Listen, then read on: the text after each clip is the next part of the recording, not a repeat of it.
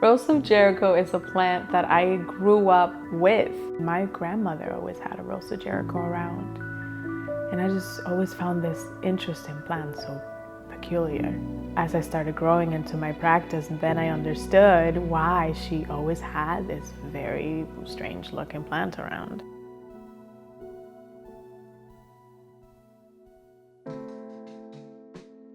Okay, so today we're going to talk about the Rose of Jericho, a plant also known as the resurrection plant. The Rose of Jericho is a plant that has been widely used in Latin cultures all over Latin America, the Caribbean, as well as in hoodoo folk magic in the United States.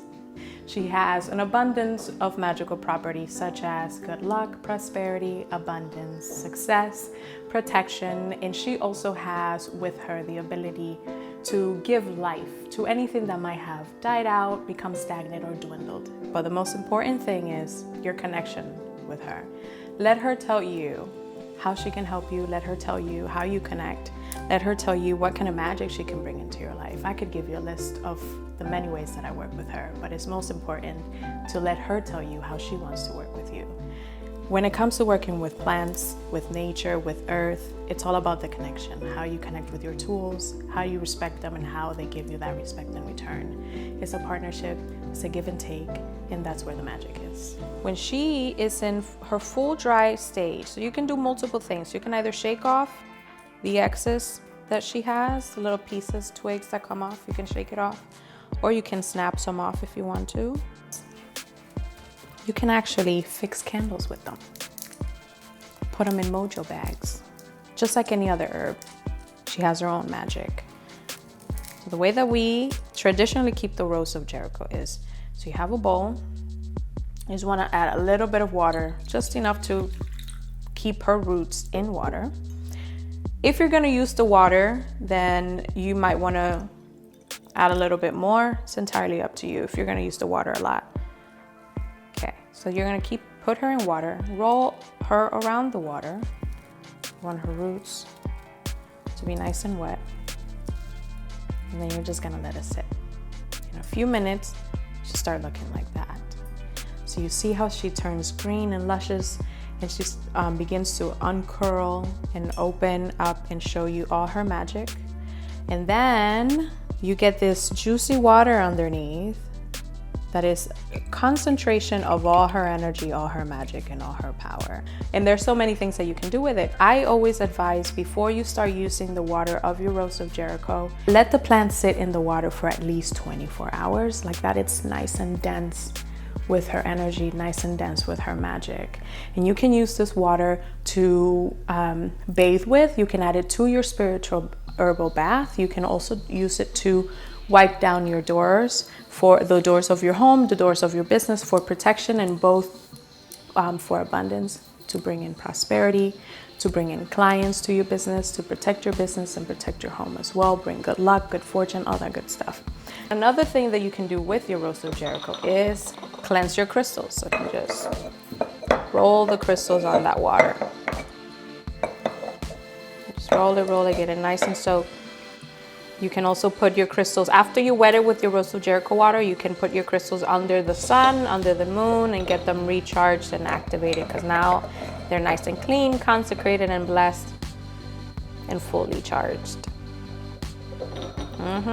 Another thing you can do with this, if you're gonna deal with money, if you're gonna go handle money, touch money, just wash your hands with it.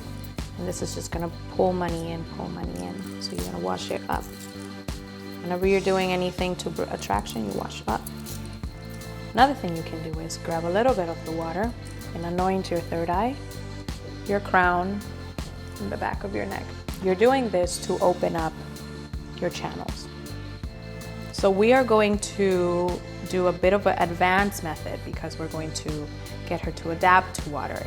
And I would advise you working with this method or trying this out after you've had your Rose of Jericho for some time, after you have familiarized yourself with her, have established a connection with her, you use her water regularly, because then she has a bit more training of being in water instead of you just putting her in water right away. Remember, this is a desert plant, so being completely in water, it's not her natural environment, it's not her natural habitat. So we are taking her out of her nature and introducing a different reality, a different nature to her. So this is a process. You're gonna put your Rose of Jericho in a bowl.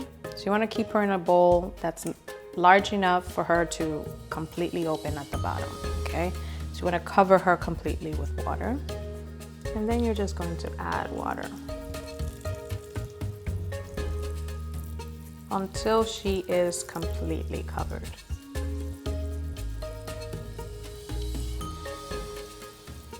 You'll see that she'll float at first, and then eventually she'll sit at the very bottom once she's fully open. You notice the water is a little brown. It's all right. That's just what's coming out of her roots. And eventually she's going to open up and sit at the bottom. When you're working with this method, you need to clean the water at least twice a day. If you don't clean the water at least twice a day, you'll notice that the water will get a little stinky, a little smelly. And this is just her going through her process of adapting to water. It's like at first she's rejecting it, she's struggling with it, but eventually the odor will go away. Eventually she'll be nice and happy in her water. The water will stay clear, and you'll only have to change her water maybe once a week. And as she adapts more and more and more, once every 2 weeks or so. But this is again, this is a bit of an advanced method that unless you've been working with your Rose of Jericho for some time, and unless you have the patience to adapt her and clean her water every 2 days, then I don't recommend jumping right into it. The more you connect with your Rose of Jericho, the more beautiful of a relationship you will have with her. Also, the more magic she will give you.